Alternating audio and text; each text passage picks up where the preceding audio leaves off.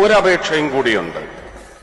ഈ അമ്മ എന്ന് പറയുന്ന പേര് ഇതിന് നൽകിയത് സ്വർഗീയനായ ശ്രീ മുരളിയാണ്, നമ്മുടെയൊക്കെ മുരളിച്ചേട്ടൻ. അതങ്ങനെ തന്നെയാണ് ഉച്ചരിക്കപ്പെടേണ്ടത്. പുറത്തുള്ള മുതലാളിമാർ പറയുന്നത് നമ്മൾ അനുസരിക്കില്ല. ഈ എ കുത്ത്, എം കുത്ത്, എം കുത്ത്, എ കുത്ത് അത് അവന്മാരുടെ വീട്ടിൽ കൊണ്ടുവച്ചാൽ മതി. ഞങ്ങൾക്ക് അമ്മയാണ്. ഈ സുരേഷ് ഗോപി ആളൊരു വല്ലാത്ത സംഭവമാണ്.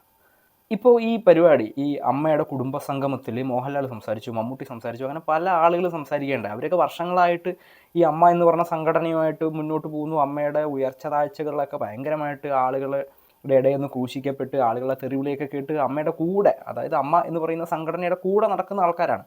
അപ്പോൾ അവർക്കൊന്നും കിട്ടാത്ത കയ്യടി കഴിഞ്ഞ 20 വർഷമായിട്ട് ഈ അമ്മയുടെ ഒരു പരിപാടിക്ക് പോലും പങ്കെടുക്കാത്ത സുരേഷ് ഗോപിക്ക് നേടിയെടുക്കുക എന്ന് പറഞ്ഞിട്ടുണ്ടെങ്കിൽ ചില്ലറ കാര്യമല്ല.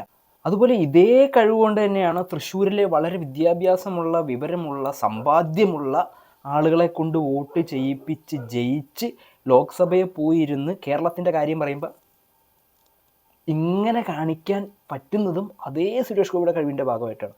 ആളൊരു തീ തന്നെ.